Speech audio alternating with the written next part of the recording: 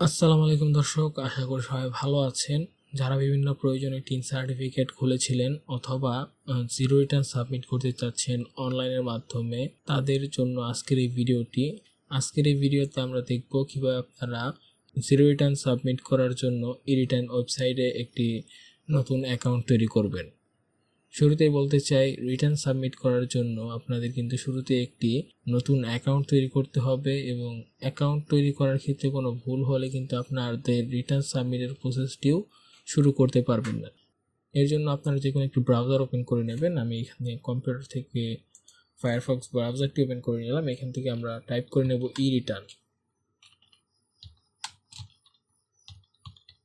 ই-রিটার্ন type করার পর আপনাদের সামনে প্রথমে যে ওয়েবসাইটটি আসছে এনবিআর এর যে ই-রিটার্নের ওয়েবসাইট, সেইখানে আপনারা প্রবেশ করে নেবেন।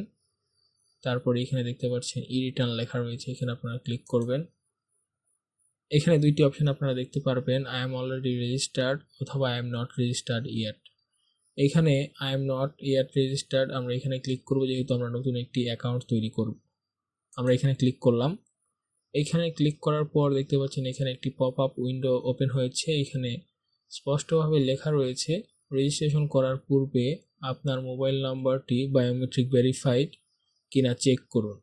আপনার ফোন থেকে *16001# নম্বরে ডায়াল করে নাম্বারটি বায়োমেট্রিক ভেরিফাইড কিনা জেনে নিন। এখানে স্পষ্টভাবে বলা হচ্ছে, যার রিটার্নটি আপনারা সাবমিট করতে চাচ্ছেন তার আইডি কার্ড এবং তার বায়োমেট্রিক ভেরিফাইড মোবাইল নাম্বার লাগবে। অন্য কোনো মোবাইল নাম্বার বা অন্য কোনো ব্যক্তির বায়োমেট্রিক ভেরিফাইড মোবাইল নাম্বার দিয়ে কিন্তু এটি হবে না। তাই আপনারা শুরুতেই যার নামে রিটার্নটি সাবমিট করবেন অথবা যার রিটার্নটি সাবমিট করবেন তার বায়োমেট্রিক ভেরিফাইড একটি মোবাইল নম্বর সংগ্রহ করবেন। এখানে আমরা ওকেতে ক্লিক করে দিচ্ছি। অ্যাকাউন্ট তৈরি করার জন্য এখানে আপনাদের টিন নাম্বারটি লিখতে হবে। তারপর যার টিন নাম্বার তার বায়োমেট্রিক ভেরিফাইড একটি মোবাইল নাম্বার এখানে লিখবেন। তারপর ক্যাপচা কোডটি লেখার পর এখানে আপনারা দেখতে পাচ্ছেন ভেরিফাই লেখা রয়েছে, এখানে ক্লিক করবেন। এখানে ক্লিক করার পর আপনাদের মোবাইল নাম্বারে একটি ওটিপি যাবে। সেই ওটিপিটি বসানোর পর আপনারা নতুন পাসওয়ার্ড দিয়ে দেবেন। দুইবার পাসওয়ার্ড দেওয়ার পর কিন্তু আপনারা সাইন ইন অপশন সম্পূর্ণ করবেন। তারপর এখান থেকে আপনারা আরও একবার 3 নাম্বার দেবেন এবং পাসওয়ার্ড ক্যাপচা দেওয়ার পর সাইন ইন করে কিন্তু আপনার অ্যাকাউন্টে প্রবেশ করতে পারবেন। নতুন অ্যাকাউন্ট তৈরি করার পর এখন আমি সাইন ইন হচ্ছি। যে আমরা 3 নাম্বার দিয়েছি, পাসওয়ার্ড দিয়েছি এবং আমাদের ক্যাপচা কোডটি আমরা এখানে দিয়ে দেবো।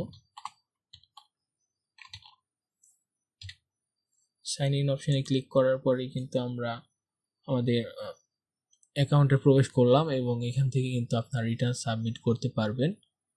রিটার্ন কীভাবে সাবমিট করতে হয় সেই নিয়ে পরবর্তীতে আমাদের চ্যানেলে আরও অনেকগুলো ভিডিও আসবে। সেই সকল ভিডিওগুলো দেখতে চাইলে অবশ্যই আমাদের চ্যানেলটি সাবস্ক্রাইব করে দিতে হবে। এমনই গুরুত্বপূর্ণ ভিডিওগুলো পেতে আমাদের সাথেই থাকুন। ধন্যবাদ সবাইকে।